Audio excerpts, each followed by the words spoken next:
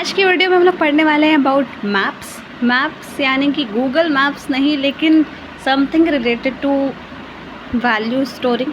कि आपको कोई वैल्यू स्टोर कराने हैं तो उसके लिए एक डिफरेंट फॉर्मेट है जिसको हम लोग मैप कहते हैं।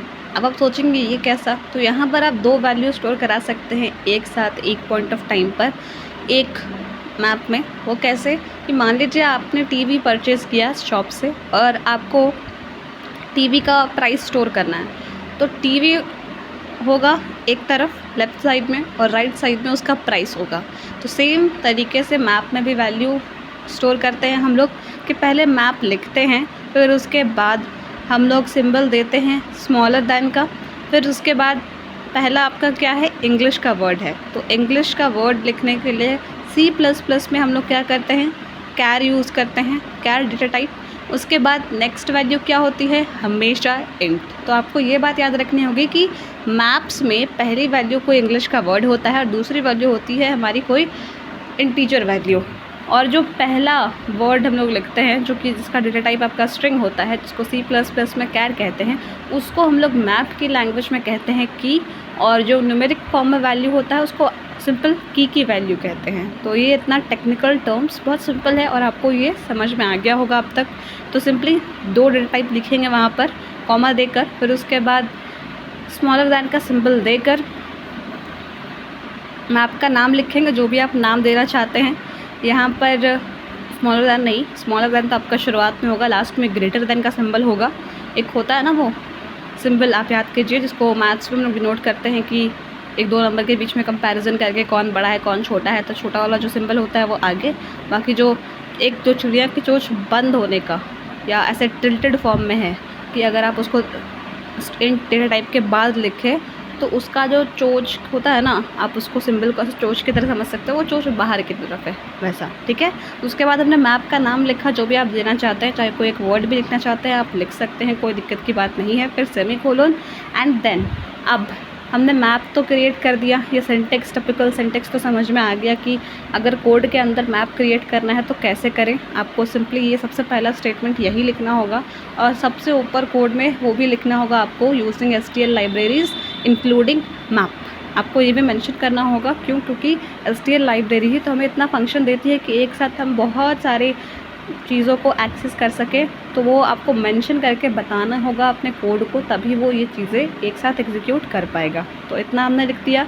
अब उसके बाद आपने यहाँ पर मैप क्रिएट कर दी, आपको वैल्यू स्टोर कराना है वही टीवी का। तो कैसे कराते हैं, सबसे पहले आपने जो भी मैप का नाम दिया होगा वो लिखेंगे, उसके बाद स्क्वायर ब्रैकेट्स लिखेंगे और फिर डबल कोट्स के साथ हम लोग वो वैल्यू लिखेंगे जो आपका लेफ़्ट साइड में स्टोर कराना है, जो कि हमेशा एक कैरेक्टर होगा, यानी कि इंग्लिश का वर्ड होगा, जैसे कि टीवी। तो टीवी लिखा, उसको डबल कोट से क्लोज भी कर दिया, फिर स्क्वायर ब्रैकेट्स बंद भी कर दिए, फिर इक्वल टू उसका प्राइस क्या है, आप अपने हिसाब से 10,000, 20,000, 30,000 रुपये दे सकते हैं। जस्ट फॉर एग्जाम्पल यहाँ पर 100 रुपये दिए लिखे हैं, आप लिख सकते हैं अपने माइंड में। आप इमेजिन कर सकते हैं कि ये ऐसा टाइप हो रहा है कि मान लीजिए मैप का नाम हमने मैप ही लिखा कि MAP मैप, या M लिखा और उसके बाद बगल में ही ये स्क्वायर ब्रैकेट्स ओपन किए, डबल कोट्स में हमने टीवी लिखा, उसके बाद इक्वल टू देकर 100 लिखा उसकी की वैल्यू। तो यहाँ पर टीवी क्या हो गया आपका की और 100 क्या हो गया की वैल्यू। आई थिंक आपको इतना समझ में आ गया होगा। इस तरीके से आपको जितनी भी वैल्यूज़ इंसर्ट करानी है अपने एक मैप के अंदर, आप ये तरीका यूज़ करके इंसर्ट कर सकते हैं। ये हो गया इंसर्शन का तरीका। अब उसके बाद काउंट भी आप कर सकते हैं। काउंट क्या कर सकते हैं, आप सिर्फ काउंट कर सकते हैं कीज़ को। कीज़ यानी कौन, वो इंग्लिश वाले वर्ड्स को, कि वो कितने हैं। अगर एक तरीके के हैं तो कितने हैं। अब आपको एक बात याद रखना होगा कि अगर आप एक ही की को, एक की के नाम से दो कीज़ बनाएंगे, मान लीजिए टीवी नाम से आपने दो कीज़ बना दी हैं, तो आपका दो बार वो वैल्यू स्टोर नहीं होगा। वो क्या करेगा, मान लीजिए एक में टीवी में आपने 100 रुपये लिखा, दूसरे में वो आपने 200 लिखा, तो वही ये जो पहले 100 वाला था ना, वहीं पर जाकर उसकी वैल्यू 200 अपडेट हो जाएगी, बल्कि दो क्रिएट नहीं होगी, क्योंकि हमने यहाँ पर की का सेम नेम दिया हुआ है। तो ये बात भी याद रखनी है कि आपको यहाँ पर डुप्लीकेट वैल्यूज़ अलाउड नहीं है। अगर आप गलती से लिख भी रहे हैं सेम कीज़ वैल्यू, तो आपका वो अपडेट हो जाएगा जो आपने पहले से लिख रखा है उसके नाम से कोई एक की, ये ठीक है। ये हो गया। अब उसके बाद नेक्स्ट काउंट करना है वही की कि टीवी कितने हैं, एक। तो आप सिंपली अपने मैप का नाम m.count, उसके बाद स्क्वायर ब्रैकेट ओपन करके जो भी की का नाम आप चेक कराना चाहते हैं कि इस की से कितनी वैल्यूज़ हैं, सॉरी वो ये की कितनी अवेलेबल है हमारे कोड में, तो वो भी आप चेक कर सकते हैं।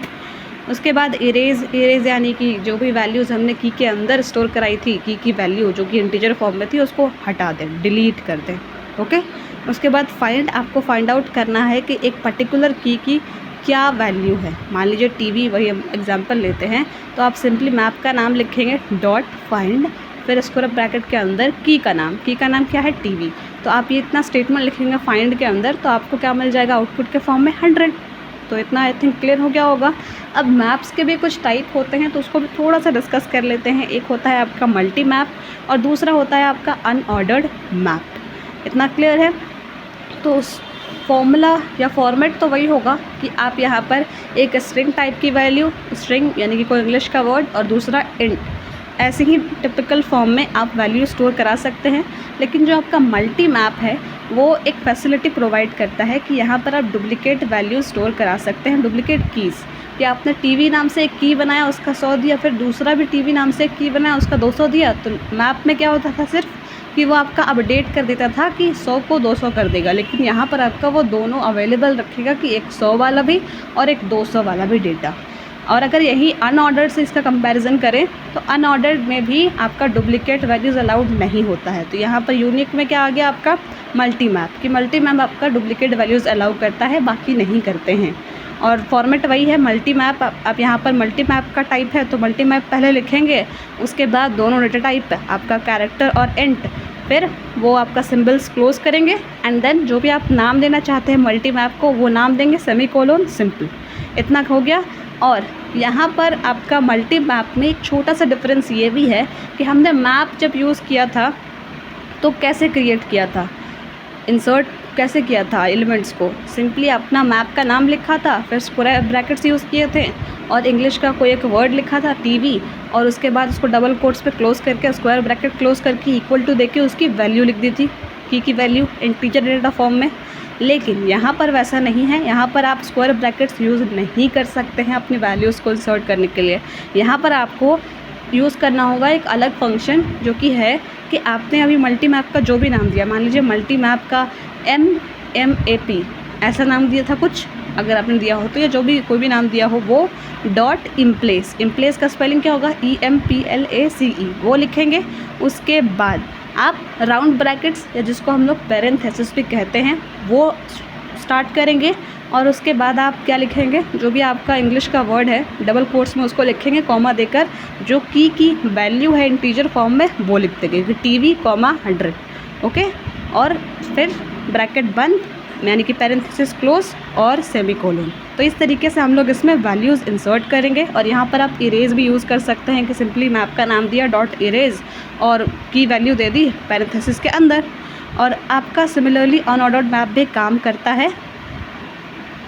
अनऑर्डर्ड मैप मल्टी मैप की तरह ही सारी सिमिलर फंक्शंस परफॉर्म करता है कि इमेज नहीं, एलिमेंट को इंसर्ट करने के लिए आपको इम्प्लेस यूज़ करना होगा और इरेज भी आप यूज़ कर सकते हैं इसमें।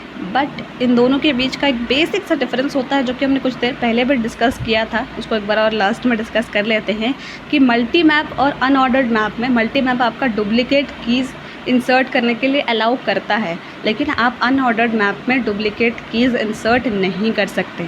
और इसको करने का, क्रिएट करने का, आपको कोड को बताने का कि आप अनऑर्डर्ड मैप यूज़ कर रहे हैं, वही टिपिकल फॉर्मेट होता है कि पहले आप अनऑर्डर्ड मैप लिखेंगे, फिर 2 डेटा टाइप, उसके बाद सिंबल क्लोज और मैप का नाम।